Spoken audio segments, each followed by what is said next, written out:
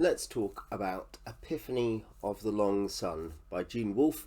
This is the third and fourth books in the Long Sun tetralogy, which is part of a wider solar cycle. The particular books are Caldé of the Long Sun and Exodus from the Long Sun. Long Sun is a tetralogy which you can read on its own, or you can read New Sun first, or either way round. But yes, what I'll do, as I normally do with sequel books, is I will give a zero spoilers, in the sense of I won't spoil the first part review, a couple of minutes, and then I'll do a longer discussion or review of the book. I won't spoil this book, but there will be light spoilers for the first two books in the tetralogy. This is a largely very satisfying conclusion to the first two books of the Long Sun, which is Nightside the Long Sun and Lake of the Long Sun. They are quite different, all four books, and this is more pointed than in New Sun for those who have read that. Each of the four books definitely feels a little bit stylistically different. There are different things going on. The meta style is the same, but like the exact form and mode of the book is slightly different.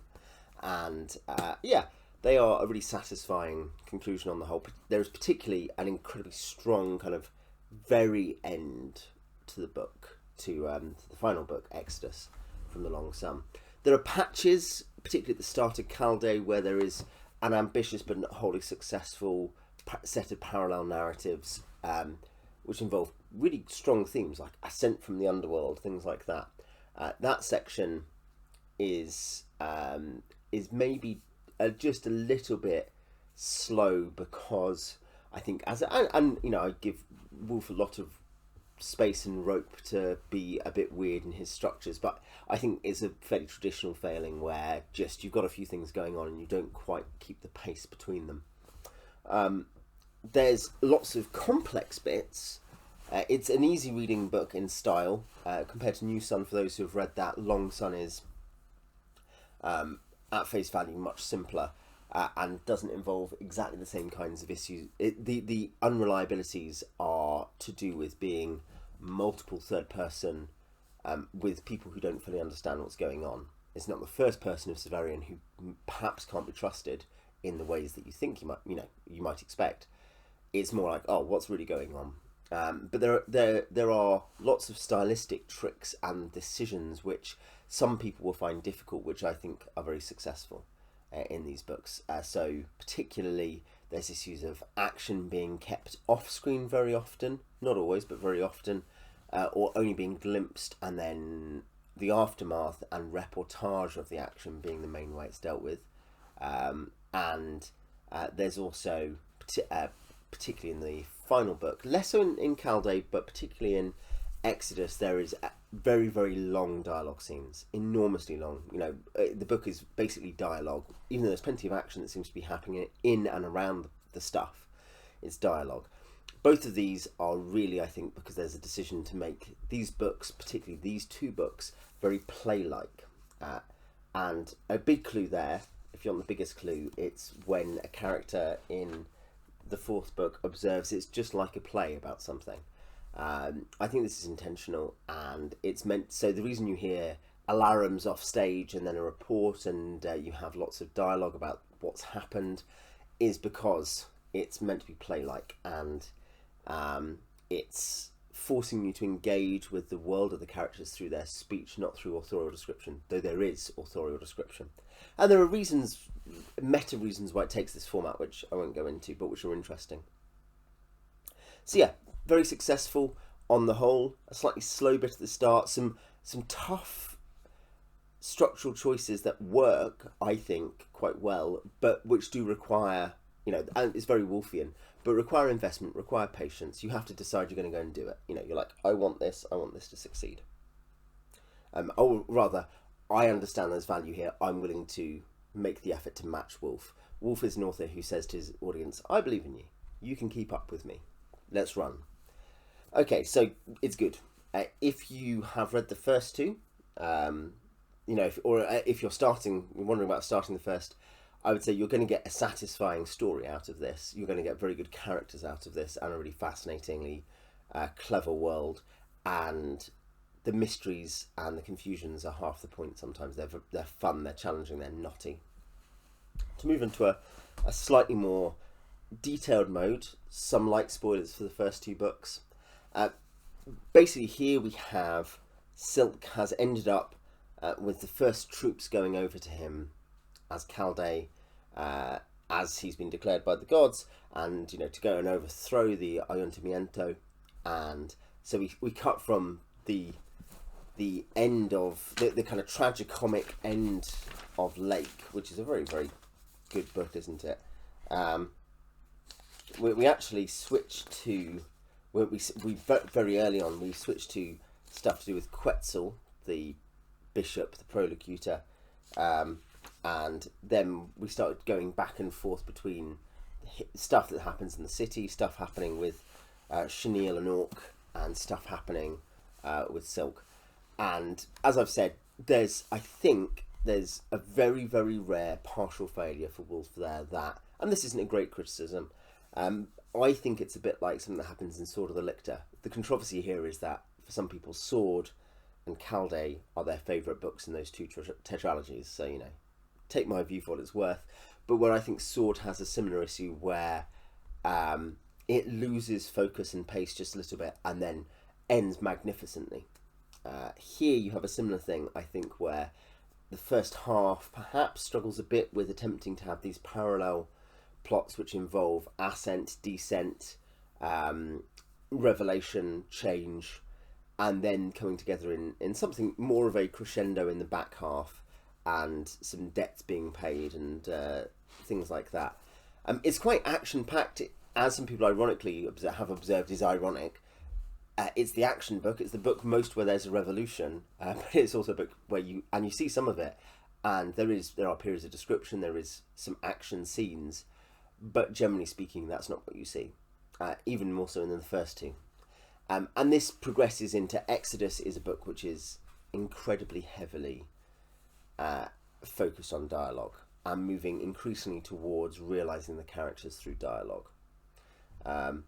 And yeah, I wouldn't say anything about what the main thrust of what's happening next is. It does continue. It's not a complete disjuncture. It is a continuation of things in Caldé. It is mostly contiguous, and then has a particular set of conclusions of each level of the problem of the long sun. The stuff to do with Viron itself, the stuff to do with like what's going on with the long sun and why is the weather getting worse. What are flyers? You learn all this stuff. Mysteries are revealed, and on the whole, this is the thing. Wolfe is a very honest writer. He's a complex writer, but I'm definitely one of those who goes for Wolfe is usually telling you the truth, and you can take him almost at face value. It's the Gaiman point, isn't it? You should trust him implicitly. You should trust him as far as you can throw him. The complexity here is that you are hearing. There's a few levels, and I won't go into all of them again because I think that there's spoilers implicit in that. But you are particularly the dialogue heavy scenes. You're hearing people's reportage of events. You're hearing people say, "This is what happened. This is the conversation we had," and you're often left either piecing together the things that have happened between and finding, in fact, sometimes entire things that are stuff happens at the end of a chapter and the start of the next one doesn't pick up immediately afterwards. That's already par for the course if you've been reading The Long Sun, even The New Sun as well, certainly between books, particularly in that case. But sometimes you only get an implicit answer to what really happened in that previous scene. You're left with incredibly ambivalent, not ambivalent in the sense of you could think that they're good or bad. I mean, there is stuff like, I think Silk is a good character. He is like Severian. He is, in Wolfe's terms, a Christian, someone trying to become better. He also, like Severian in a different mode, takes on a sort of Christ-like role in some ways. He also takes on this kind of Fisher King role. There's all kinds of interesting motifs that he ascends to and other characters ascend to. They don't descend to a trope, it becomes bad, they ascend to the motif. But there's often ambivalence about exactly what characters who are not Silk are like. And what's Orc like? What's Hyacinth really like? What was Dr. Crane really like? Kind of, or as you might have wandered through Lake, and it gets touched on here. What's Blood really like? There is and this isn't something which in that sense, actually, often the characters are a lot more transparent in New Sun, which might sound controversial, but the idea that the characters end up, there are things you can say about them and there's some ambivalence, but here there's often ambiguity about what's going on, and that's partly an artifact of the narration and the way the narration happens. I think the punchline, the actual conclusion to the books at the end of Exodus is both in terms of explaining a lot of what's going on in the book and the four books, and indeed to some degree touching on solar cycle questions, but also just framing the kind of the way you understand what's happened is triumphant. I think it's one of Wolfe's best twists in the 9 books plus short stories I've read of Wolfe's.